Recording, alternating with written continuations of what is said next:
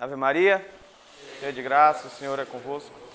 Bendita sois vós entre as mulheres, e bendito o fruto de vosso ventre, Jesus. Santa Maria, Mãe de Deus, rogai por nós, pecadores, agora e na hora de nossa morte. Amém. São Rafael, São João. Como vocês sabem, o tema que restou para eu falar aqui agora é sobre perseguições e martírio na Igreja Antiga. Eu vou falar sentado, não vou me levantar e nem vou usar quadro. Primeiro, porque eu sou sedentário. Segundo, porque eu faço isso de segunda a sexta e eu quero tirar uma folga hoje. Antes de começar, primeiramente, o relato do que foram as perseguições e como eram os martírios, quem foram os martirizados, eu queria que vocês pensassem uma seguinte cena. Uma arena similar ao Coliseu, algo grande, uma plateia, né, a arena lotada, uma plateia ensandecida, esperando ali uma vítima que seria lançada ali naquele lugar. Todo mundo com uma ânsia grande de ver mais um holocausto ali para o gosto da população. E é isso que então, quando a porta desses que vão morrer se abre, saem duas mulheres, né? Uma mais jovem, uma outra também de aparência madura, mas também não tão jovem assim já. As duas nuas, envoltas numa rede, puxavam ela. Uma, inclusive, você percebia que há pouco tempo tinha dado à luz. Era perceptível que do seio dela, né, estava vazando leite da amamentação. Até essa plateia que estava louca, nesse momento, ela parou um pouco e falou: poxa, que situação é essa? Tira essas mulheres daí, desse jeito não dá, né? Coisa horrenda, que absurdo é esse? Voltaram então, vestiram essas duas mulheres, essas duas jovens. Voltaram. Antes disso, a plateia tinha assistido um javali destroçar um homem dentro dessa arena. Uma arena que fica na cidade de Cartago, próxima à cidade de Tunis hoje, norte da África. E quando essas duas jovens entraram, soltaram um touro feroz. Esse touro partiu para cima de uma delas, matou. A outra ele jogou para cima, que ela teve um ferimento rendo na parte do ventre, justo aquela que dava sinais de que tinha dado à luz recentemente. Quando ela recebeu esse ataque, ficou muito ferida, foi lançada. Até a plateia ficou com pena. Falou: não mata desse jeito não. Aí pensaram então, tirar essa mulher de lá. Mas não, eles queriam morte. E ainda então cobraram que ela fosse morta ali. Buscaram então um carrasco, um gladiador, sem muita experiência. Queriam decapitar a pobre coitada. Uma vez depois de ter visto aquela cena, aquela mulher que não mostrava desespero, estava serena apesar da situação, conversava, né, com aqueles que iriam receber depois dela um castigo similar. Ela então recebeu o primeiro golpe do carrasco. Inexperiente, ao invés de acertar o pescoço da jovem, acerta o flanco, abre uma ferida horrenda. E a jovem que passava por esse suplício todo ainda teve a capacidade de pegar a lâmina da espada do gladiador e ensinar para ele o caminho do pescoço dela. Essa é Santa Perpétua, Víbia Perpétua, uma moça de família romana que abraçou o cristianismo e só por isso, por não ter negado o nome de Cristo em frente a um governador, né, nem mesmo escutando o suplício, moça, pela sua juventude, renega. Moça, pelo teu pai que está aqui e está vendo o que vai acontecer com você, renega. Não renego. Foi grávida para o calabouço, deu à luz lá, consolou vários dos que estavam ali e até o último momento esteve firme na sua convicção. Esse é um exemplo entre vários, né, do que foi a perseguição só pelo fato de ser cristão. Uma perseguição longa que começa já no século I, vai terminar apenas no século IV. Mas não necessariamente foi completamente um banho de sangue. Por incrível que pareça, foi intercalada, né? Algumas foram mais violentas que outras. Santo Perpétuo, então, é um exemplo para a gente abrir essa observação sobre o que foram essas perseguições, como se deram, em que contexto elas agiram e por que aconteceram. E para falar em martírio, né, o que essa jovem passou, é bom lembrar o que disse um santo, Vitrício de Rohan, falava assim: que outra coisa é um mártir senão um imitador de Cristo. O que a gente pode observar na história do cristianismo, inclusive podemos trazer até para hoje, né? Nós encontramos com frequência ainda relatos de coisas similares, é que ele começa já a partir de perseguição. Nós encontramos, né, dentro da história do cristianismo, já no seu início, no mais tenro início, aqueles que foram perseguidos pelo nome de Cristo.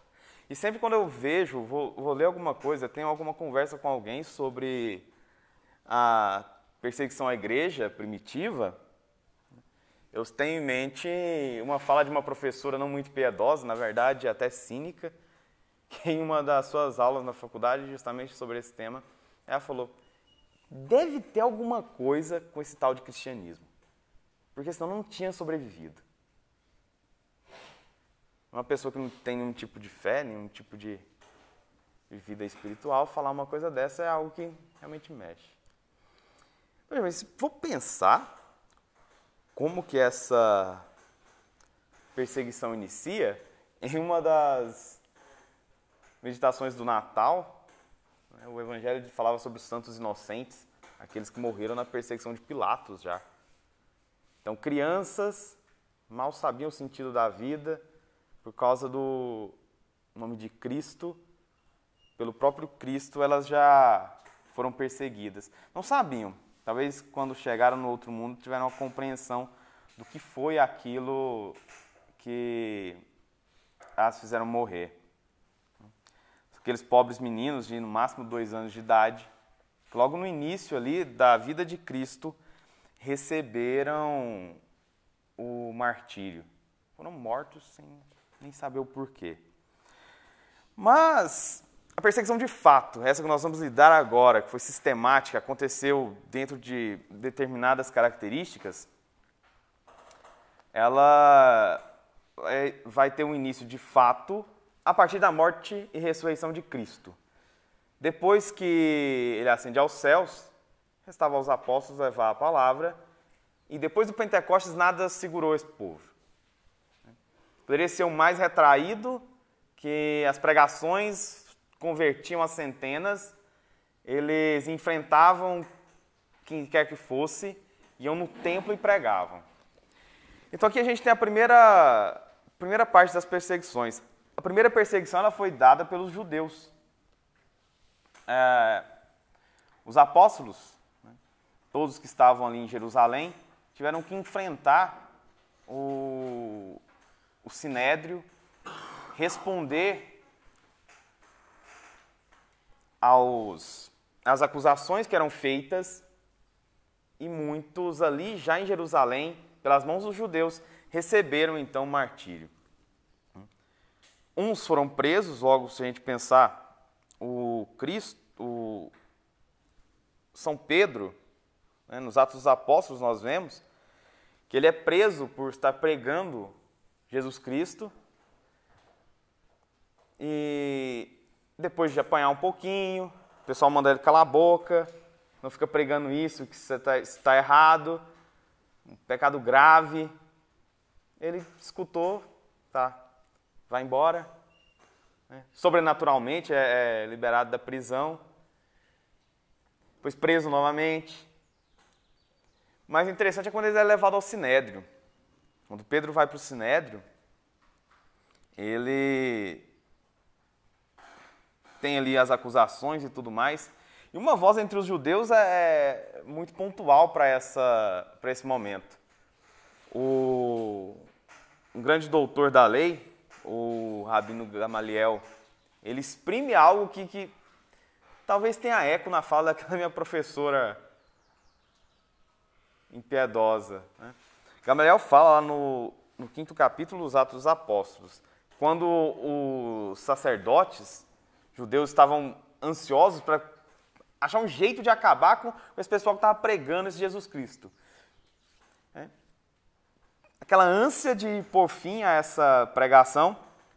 Então Gamaliel se levantou e falou com grande propriedade: olha, não os meteis com esses homens, deixai-os. Se o seu projeto ou sua obra provém dos homens, por si mesma se destruirá. Mas se provier de Deus, não podereis fazê-la. Vós vos arriscareis a entrar em luta com o próprio Deus. A sabedoria de Gamaliel, né, na verdade, era uma prudência. Porque anterior a essa revolução que Cristo fez, né, essa mudança completa no ver o contato com Deus que Cristo trouxe, antes disso o judaísmo já havia passado por 2 rebeliões próximas, né, essas rebeliões de fato, de um tal Judas Galileu e um outro lá, que eu acabei de escrever o nome, tem nas notas de rodapé da Bíblia o nome desses 2, nessa passagem, que procuraram fazer alguma revolução ali dentro de Jerusalém, mudar alguma coisa no judaísmo. Mas do jeito que começou, terminou. E o Gamaliel avisa: olha, se for para ser coisa mundana, se for obra de homem, acaba. Mas se for obra de Deus, aí não adianta. E não adiantou. O que acontece é que os apóstolos, quando eles viram que a perseguição dos judeus estava deveras dramática, né, mesmo assim eles não recuavam. A exemplo deles, o que Víbia Perpétua, a Santa Perpétua fez, não recuaram em momento algum. Até que nós vemos Tiago morre pela espada, a mando de Herodes. Depois então nós temos o testemunho de Estevão, que é capturado pelo Sinédrio, preso, levado a comparecer frente aos sacerdotes e lá profere um discurso devastador contra o que eles faziam. Então, o sumo sacerdote, ao ver tal blasfêmia, levanta-se, tira o manto e ordena o apedrejamento. Ele tira esse manto e entrega nos braços de um tal Saulo, até então um pouco conhecido. Foram estudar com Gamaliel, né? Saiu de Tarso para estudar com Gamaliel. Enquanto começa a ser apedrejado, Estevão cai e, como Cristo, diz: Senhor, não lhes leve em conta esse pecado. As pedras tiram então sua vida. Depois disso, esse mesmo Saulo, que fora ferrenho perseguidor dos cristãos, né, passa pelo encontro com Cristo, muda toda a sua vida e de perseguidor passa a perseguido. E como todos os perseguidos, um grande pregador vai atravessar aquele Oriente Médio inteiro, né? Nós vimos em aulas passadas o trajeto que ele fez. Pensava que Saulo deveria ser um monstrão, né? Ou pelo menos muito sarado. Para fazer isso tudo, esse pessoal deveria ser muito bem de saúde, né? Não é tipo um sedentário que nem eu que tem que ficar sentado na aula. Deveria ficar em pé, pregando, falando alto. Não importava a plateia. Assim como São Pedro, que não tinha nenhum tipo de educação, né, maior do que aquilo que ele teria escutado de Cristo. São Paulo era um pouco diferente, era muito estudado, um homem que veio de Tarso, cidade praticamente cosmopolita, onde você tinha contato com a cultura grega, e os dois pregavam com força, sem medo, e se vinha caçado, eles davam um jeito, corria, era tirado até pelas janelas para sair fugindo das cidades. Nesse tempo, os apóstolos já não ficavam mais em Jerusalém devido ao medo da perseguição, e Roma não estava nem aí para eles ainda. Então o que eles fizeram? Pedro seguiu antes, já foi para Roma. E ali começou o seu trabalho de evangelização e de anúncio de Cristo. São Paulo fez um caminho mais longo. Foi e voltou diversas vezes. No rastro de suas sandálias, as igrejas nasciam e os fiéis apareciam. Né? E ele, então, em um determinado momento, ele já vê que é a hora de ir para Roma. E em Roma, eles já vão entrar em contato com a segunda fase da perseguição. Depois desse tempo aí, os judeus não tem mais o que ver, a perseguição ali é algo que eles conseguem controlar. Mas em Roma, eles se deparam com um fato muito problemático. Né? A época de um imperador louco, não tão louco quanto Calígula, mas também tão devasso quanto, e como uma boa parte dos imperadores romanos, não batia muito bem das bolas. O tempo que São Paulo e São Pedro estiveram em Roma era a época de Nero. E Nero não era um cara muito certo. Ele tinha muitos problemas. Um deles, inclusive, era a sua devassidão sexual. Entre as várias estripulias que ele fez, ele tinha um escravo que ele gostava muito. Gostava no sentido sexual mesmo. Ele quis até se casar com ele, fazer o vestido de mulher.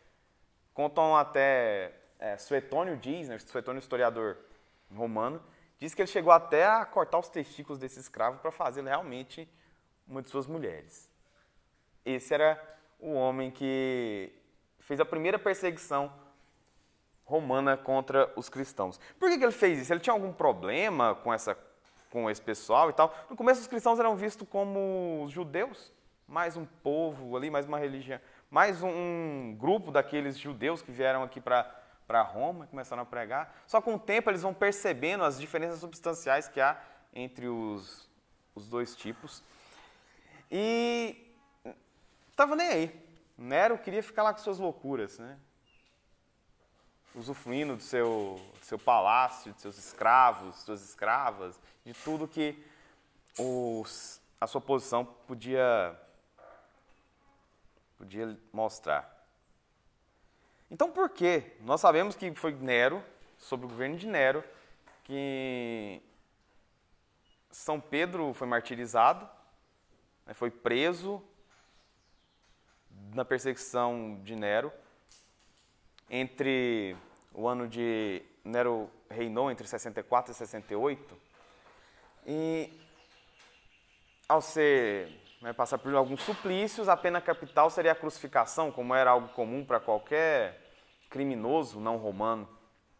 E São Pedro ainda teve a ousadia de falar: não mereço morrer igual meu mestre, põe a minha cruz virada, não tenho o merecimento.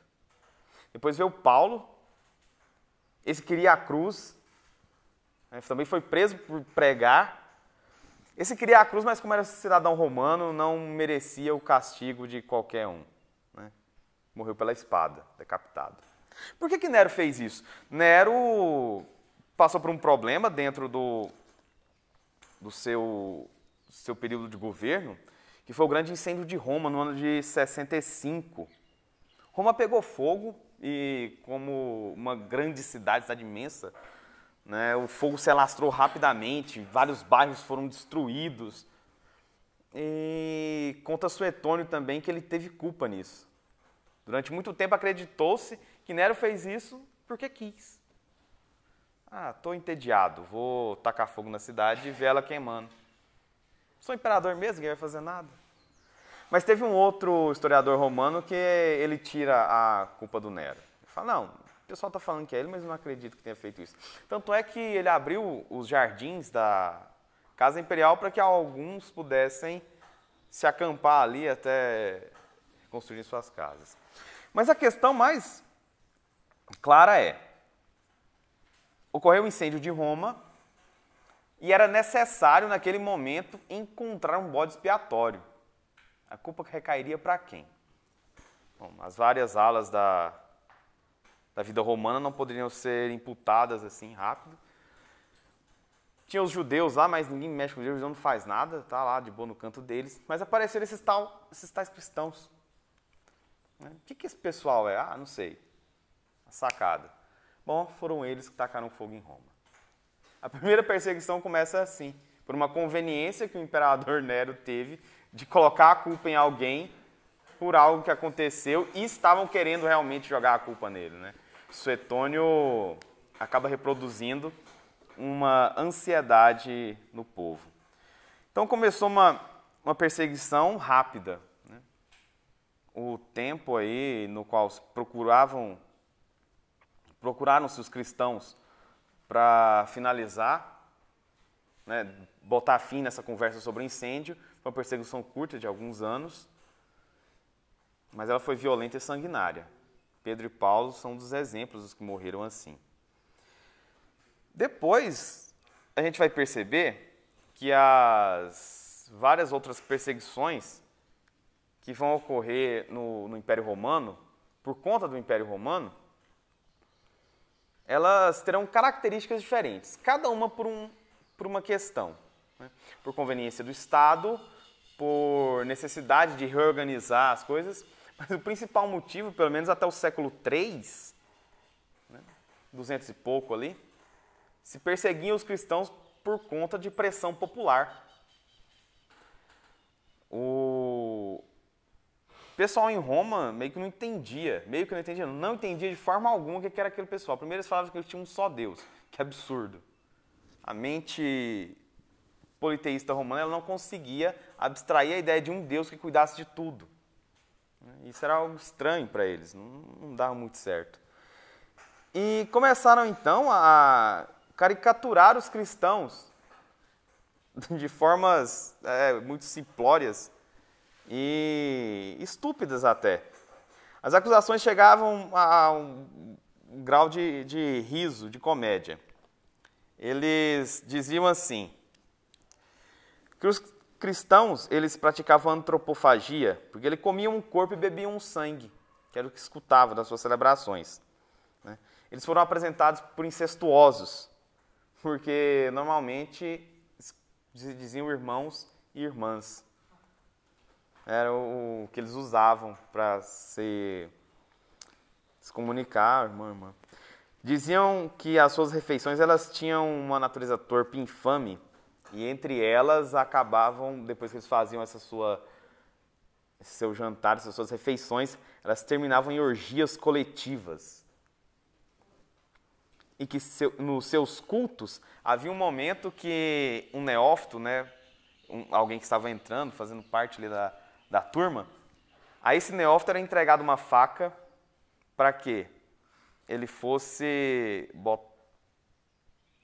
matar uma criança, um jovem, né, uma criancinha, e essa criancinha era colocada numa mesa, e essa criança era envolta num pão, e esse neófito ia lá, matava a criança, comia parte dela e bebia seu sangue.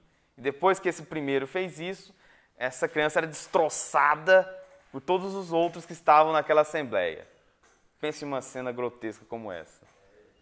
Mas não... Você falou pão mesmo? Hã? Pão ou pão? Pão. É. Uma espécie de pão, né? Envolto em farinha, né? Alguma coisa assim. Aí o pessoal comia a criança. Um X moleque. X bebê. Isso era o que pensava a opinião pública romana. Então, depois de Nero, as perseguições elas vão até o século III sendo alimentadas por esse tipo de pensamento. O povo não gostava de Roma. Os imperadores estavam nem aí. Esse pessoal aí. Mas, claro, eles respondiam ao clamor, né, popular, e as denúncias que eram feitas para um governador, alguma coisa assim, elas eram baseadas, né, não apenas nesse impulso, nessa loucura coletiva, mas elas também eram baseadas na própria lei romana. Né? E nessa lei, a gente tem que pensar o seguinte, qualquer outro culto não oficial, ele deveria ser liberado pelo governo romano. Né? E era importante que o governo romano tivesse controle de todos os cultos e de todos os povos que tinham alguma vida religiosa dentro do império. Porque a religião, dentro do Império Romano, ela não era um aspecto da vida particular da pessoa, algo que ela exercia apenas para um encontro dela com a divindade ou com qualquer deus que ela tivesse lá, um deus familiar e coisas assim. A religião romana ela era vinculada ao Estado, mas não vinculada assim porque o Estado confessa tal religião, porque é algo como não. Ela era parte do Estado. O Estado e a religião, eles eram meio que, não sei se a palavra vai ser adequada, mas para a gente entender, eles meio que estavam em simbiose. O Estado necessitava da religião em Roma. Era a chamada religião cívica, porque essa religião ela legitimava toda a figura estatal. O império ele fazia da religião meio para manter toda a unidade do que era feito ali dentro. Por exemplo,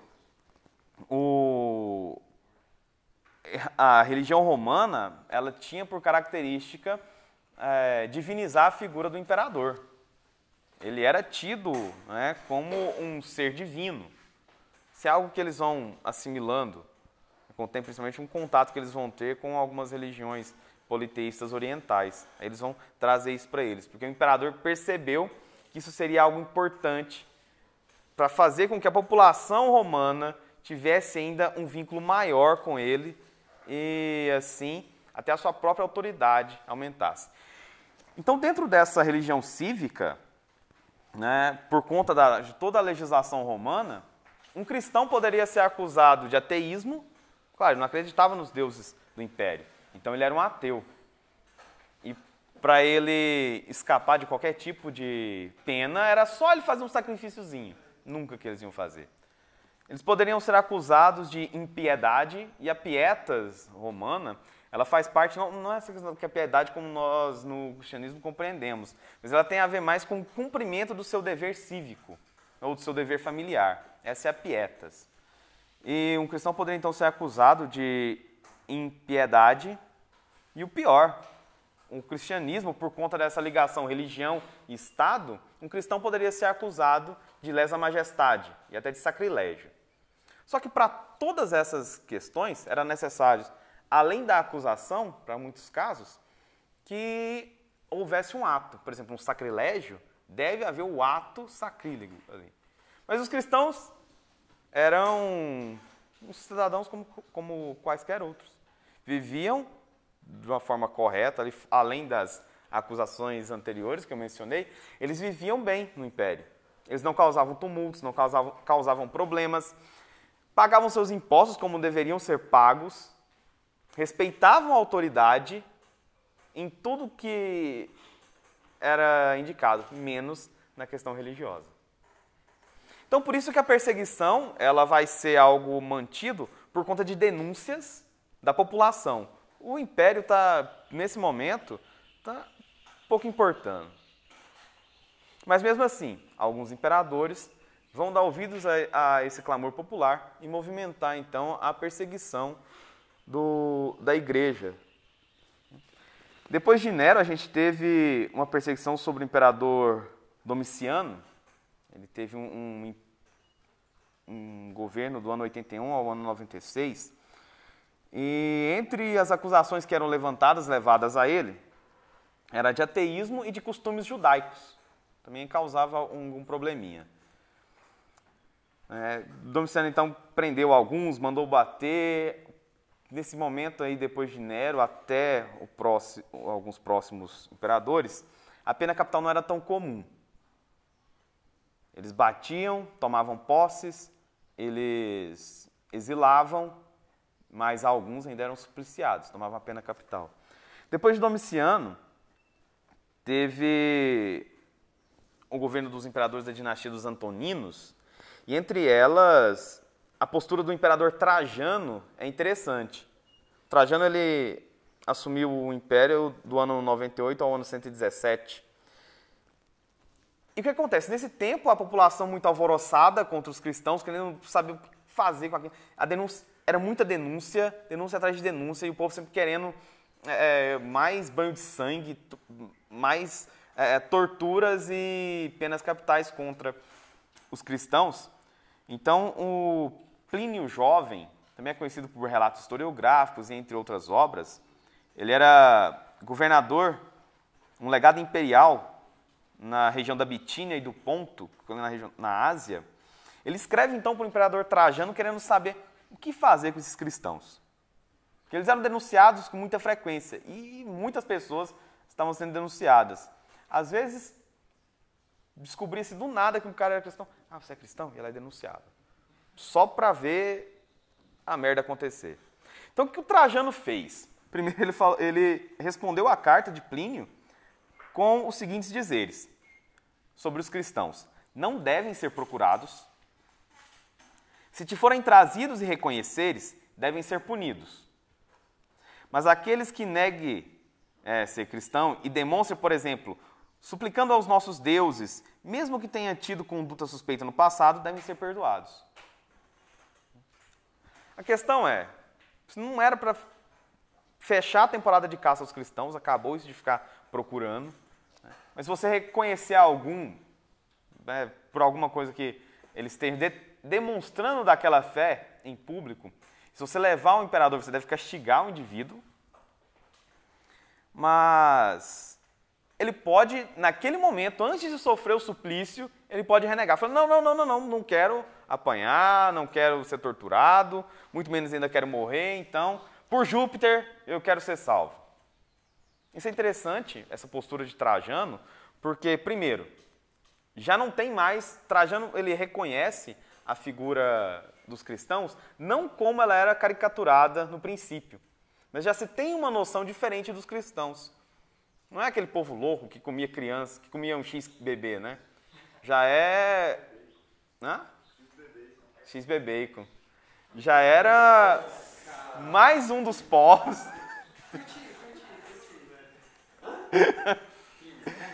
Eles já eram mais um dos povos do Império e que por motivos de legislação, de opinião pública, causava algum tipo de alvoroço. Então você agora selecionava. E o crime deles não era como qualquer outro crime. O crime dos cristãos era algo que você poderia ser perdoado no ato da acusação frente a um prefeito, a um governador, né, a um legado imperial.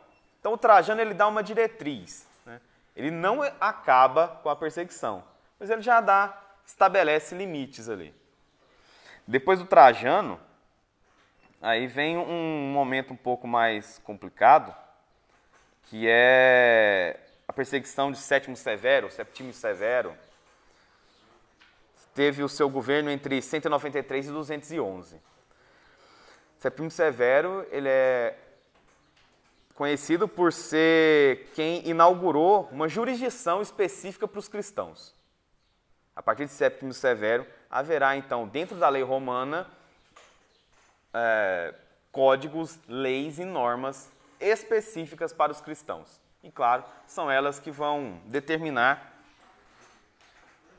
por que eles serão perseguidos, quais serão os suplícios e como que eles podem fazer para não ser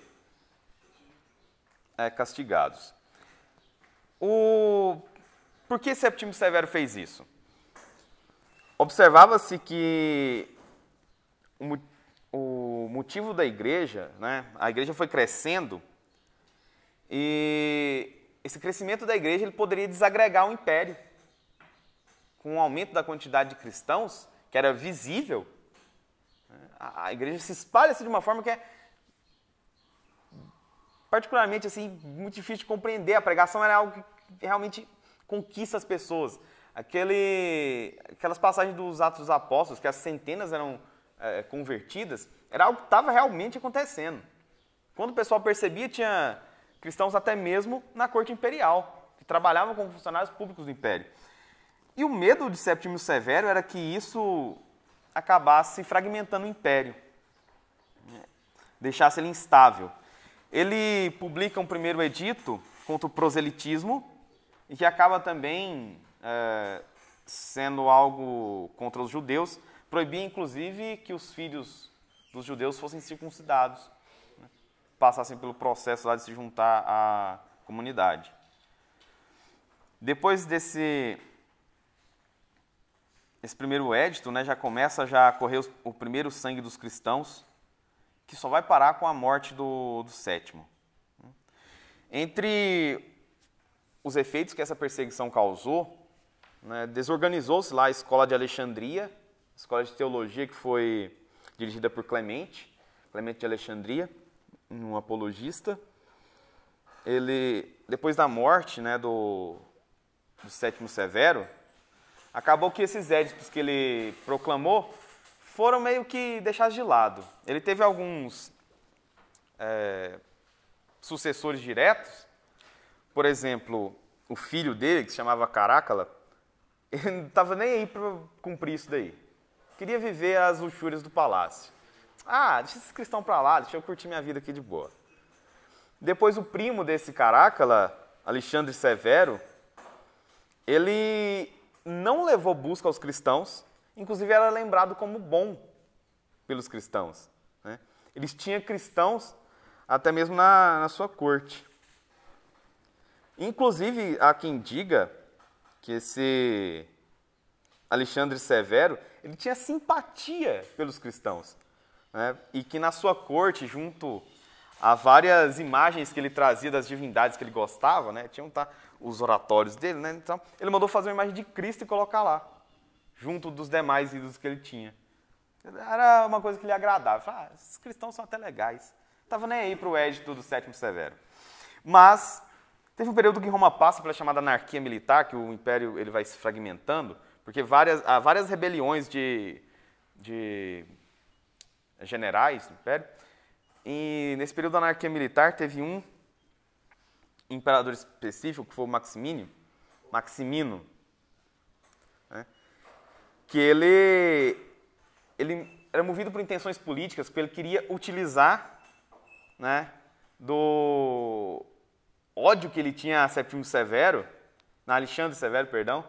Ele não gostava nada desse Alexandre Severo e queria descontar nos cristãos que estavam aos montes ali na corte dele, queria descontar neles o ódio que ele tinha no Alexandre Severo. Isso quem conta é Eusébio de Cesareia, que ele não gostava nem um pouco. Então, ele moveu uma perseguição tática. Ele procurou diretamente atingir os líderes da igreja. Ele pensou, olha, você vai na cabeça logo, você destabiliza o resto e ficou doce. Vamos acabar com isso. Ele tentou, pelo tempo que ele permaneceu no trono, que foi um período considerável, né, ele causou um grande estrago. Os bispos tinham que se esconder, o pessoal, né, os diáconos, bispos e presbíteros, eles todos tinham que se esconder para não serem martirizados. Porque era um problema, que se um bispo morria, né, toda a comunidade ficava sede vacante, né, e desestruturava toda a questão do culto e tal. Mas quando ele morre, né, nesse tempo da anarquia, o pessoal, né, ele não fica por grandes extensões de tempo, subiu ao trono um tal de Filipe o Árabe. E esse, na hora que chega, ao invés de continuar a perseguição, o que ele fez foi se aproximar aos cristãos. Houve boatos até de que ele se converteu às escondidas. Gostava da galera, né? Mas, mesmo ele gostando, falar que ele se converteu é um pouco exagero, talvez não. Mas foi 5 anos que ele permaneceu como imperador, Filipe o Árabe. A igreja viveu uma paz considerável, até que o imperador Décio assume. E em 250 há um decreto de que todos os cidadãos do império deveriam fazer sacrifício aos deuses. E isso ele fazia numa tentativa de restaurar os antigos cultos. E essa restauração dos antigos cultos, elas visavam a unidade do império, uma unidade nacional. Fazer com que esse pós-período de anarquia, você tivesse novamente uma integração entre o império. Ficou claro que ele queria atingir os cristãos com essa ideia do sacrifício. Você elimina esse pessoal estranho, estranho que já estão no império há mais ou menos uns 150 anos. E a ideia é eliminar isso tudo e fazê-los abjurar a religião deles. Mas claro que isso não adiantou e a situação acabou por fazer mais mártires ainda. Entre eles, o papa da época, que era Fabiano, e outros membros do clero sofreram martírio né? Principalmente na África. As perseguições na região africana eram levadas à risca. O pessoal gostava de ver sangue cristão lá. Vocês viram o que fizeram com a Perpétua, né? E a perseguição de Décio, então, acabou trazendo muito sangue. E esse sangue derramado causava medo, causava, né, insegurança, mas não eliminava a igreja. Depois de uma grande perseguição, mais um tempo de paz. Décio morreu e depois que ele morreu, aconteceu um fato interessante, que muitos dos que eram perseguidos, eles acabavam pedindo clemência ali na hora e pedia por Júpiter ou qualquer outra criatura absurda lá que, pelo amor de Deus, parasse com as torturas, que ele sacrificava, fizesse o que fosse. E nesse sacrifício eles abjuravam a fé. Então, depois, quando deu o tempo de paz, muita gente pediu de novo para voltar. Eles eram chamados de lápise, alguma coisa assim. E tá bom, a igreja é boa, vocês podem voltar. Depois de muita discussão, tinha quem não queria que voltasse e tinha aqueles que falavam, não, pode voltar. Depois de muita discussão, tá, voltem, a gente acolhe vocês novamente. Mas penitência, a misericórdia é grande, mas a penitência é brava. Então eles passavam por uma penitência grave para poder ser admitidos de volta em comunhão com a igreja. Depois de Décio, outra perseguição grande foi a de Valeriano, que foi do ano 253, que governou do ano 253, do ano 260, e que reagiu contra os cristãos também na ideia, né, de manter o Império unido e tudo mais. Ele ainda foi incitado pelo seu ministro das Finanças, Macriano, que era um pagão fervoroso, acreditava que todas as desgraças que aconteciam no mundo eram culpa dos cristãos. Ele publicou um édito logo quando as primeiras incursões bárbaras ali na divisa do Império, no limes romano, para fazer com que os líderes da igreja fizessem sacrifício aos deuses.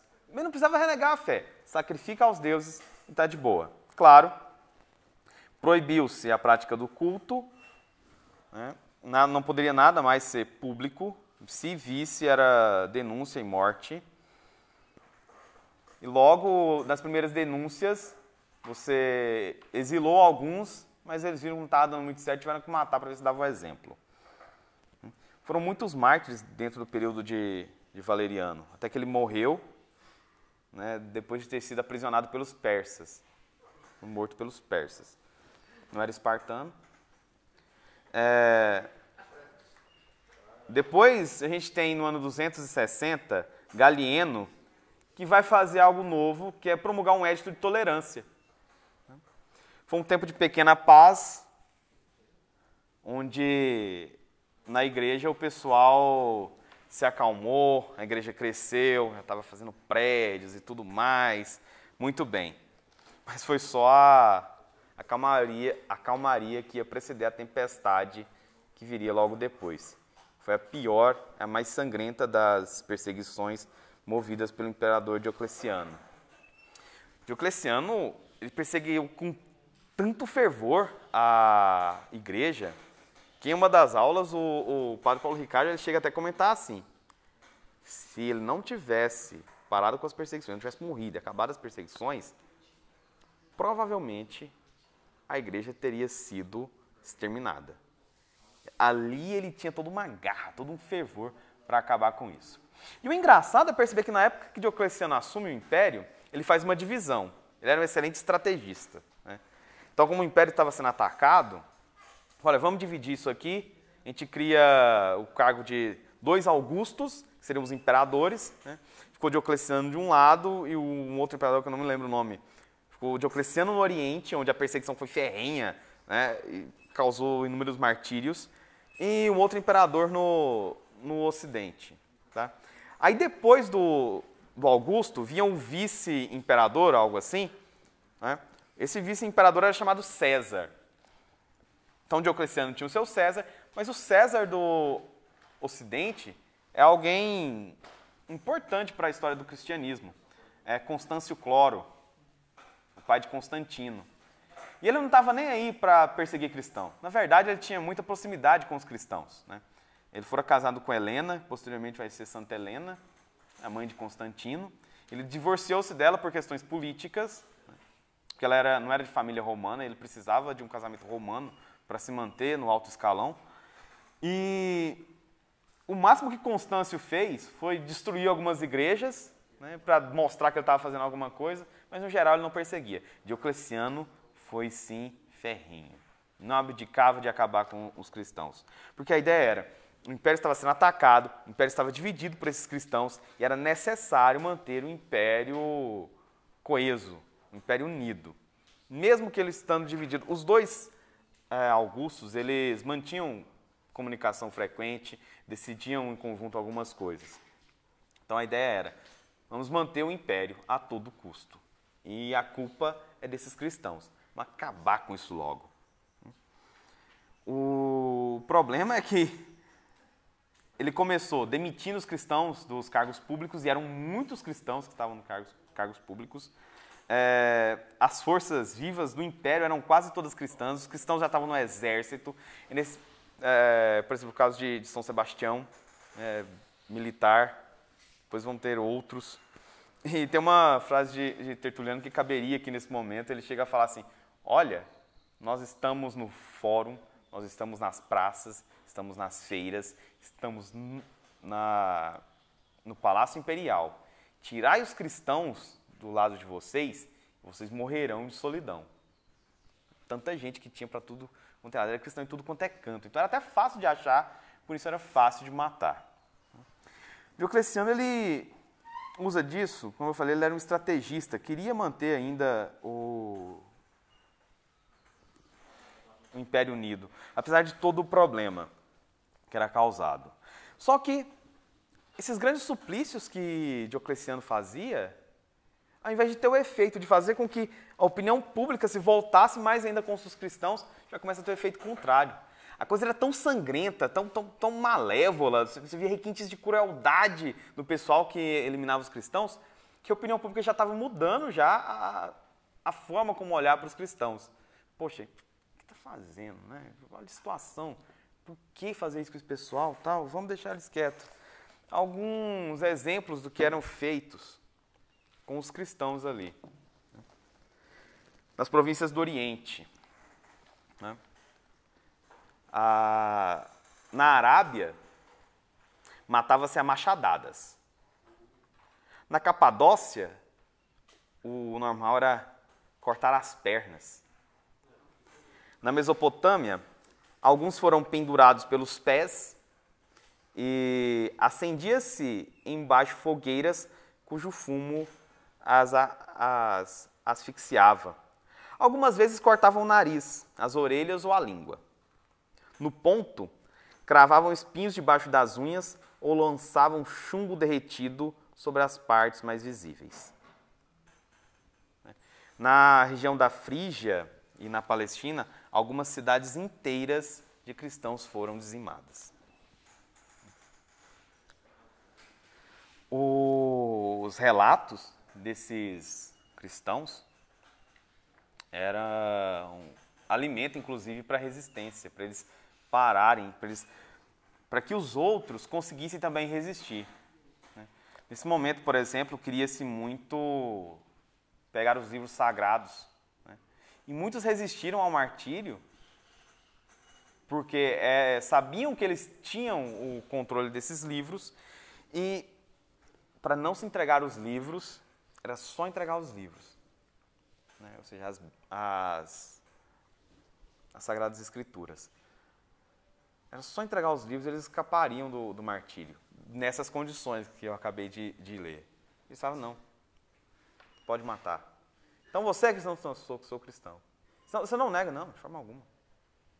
E o indivíduo morria por conta do seu testemunho. O fim de tudo só chega depois que Diocleciano morre e na sucessão, né, que vai acontecer entre Augustos e Césares, o Constâncio Cloro também vai morrer. Constantino, muito safo, muito esperto, ele assume o lugar do pai, mas ele não queria ser só César. Ele quer ser Augusto. Então, como ele era muito bem visto pelo seu exército, ele era muito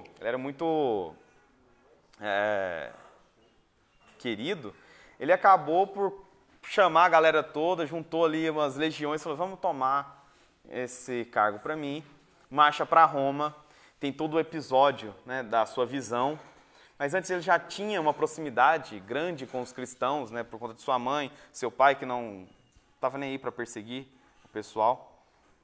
Depois de sua visão, o Padre François ontem colocou aqui no quadro, né, o lábaro, aquele símbolo que ele colocou nos seus estandartes posteriormente, nos escudos das suas legiões, venceu então a disputa, tornou-se o Augusto do Ocidente. Acabou então, entre uma série de conversas com o Augusto do Oriente, pensar, né, falou, não, acabou com essa história de perseguição aos cristãos. Eles fazem parte do império, são como nós, e vamos deixá-lo viver bem como qualquer um dos outros. Começa então surge ali nesses diálogos que ele tem com Augusto do Oriente, os chamados Editos de Milão, que no ano 313 põe fim à perseguição na igreja. Para a gente terminar, né, uma observação aqui rápida sobre os martírios, eu ia fazer aqui algumas leituras de como foi outros casos de martírio, mas o tempo já foi dado. Só para a gente fazer uma última reflexão sobre os mártires. Chesterton, ele tem um trecho interessante sobre as perseguições. Ele fala assim, os pagãos não se impressionavam com a tortura dos cristãos meramente porque demonstravam que honestamente mantinham suas opiniões. O ponto-chave de um martírio tão extremo e muito mais sutil é que dá a impressão que o homem tem algo muito especial, muito especialmente forte a sustentá-lo, de basear-se em algum poder. E isso só pode ser provado quando todo o seu contentamento físico é destruído, quando toda a corrente de seu ser corpóreo é invertida e transformada em dor. Se um homem é visto dando gargalhadas ao mesmo tempo em que é esfolado vivo, não seria irracional deduzir que em algum lugar nos recessos de sua mente tenha pensado em uma piada muito boa. Da mesma forma, se os homens sorrissem e cantassem, como realmente fizeram, enquanto eram escaldados ou despedaçados, os espectadores sentiriam a presença de algo mais do que mera honestidade intelectual. Sentiriam a presença de uma nova e inteligível espécie de prazer que presumivelmente viria de algum lugar. Poderia ser força da loucura ou um espírito mentiroso do inferno, mas era algo asaz positivo e extraordinário, tão positivo quanto o conhaque e tão extraordinário quanto a magia. O pagão dizia a si mesmo, se o cristianismo torna feliz um homem enquanto suas pernas são devoradas por um leão, não poderia tornar-me feliz enquanto as minhas ainda estão presas a mim e caminho pela rua? Os secularistas laboriosamente explicam que os martírios não provam que uma fé seja verdadeira, como se alguém fosse tão tolo a ponto de achar que provassem. O que de fato provaram, ou melhor, fortemente sugeriam, foi que na psicologia humana entrará algo mais forte do que a dor forte. E numa última observação, o Daniel Hopes ele chega a demonstrar aqui no livro dele, tratando o martírio como um ato sacramental. Ele mostra que, pelo martírio, você demonstra a fé absoluta em Jesus, a esperança total na promessa, a caridade levada até o extremo da oblação de si mesmo. As três virtudes teologais efetivam-se no martírio com uma plenitude inigualável. O símbolo maior desse período de perseguições ainda é visto no coração da cidade de Roma, no Coliseu, onde todo ano na Semana Santa, o Santo Padre reza ali a Via Sacra. E no centro do Coliseu tem uma cruz, né, para relembrar esse tempo dos martírios. Muitos santos já estiveram naquele lugar meditando. E como final, só para a gente pensar na entrega que ela não foi só dos mártires. Teve uma jovenzinha que, pouco antes de entregar sua juventude num Carmelo, em Lisieux, ela parou e rezou durante alguns tempos ali. Ave Maria, cheia de graça, o Senhor é convosco. Bendita sois vós entre as mulheres, bendito o fruto de vosso ventre, Jesus.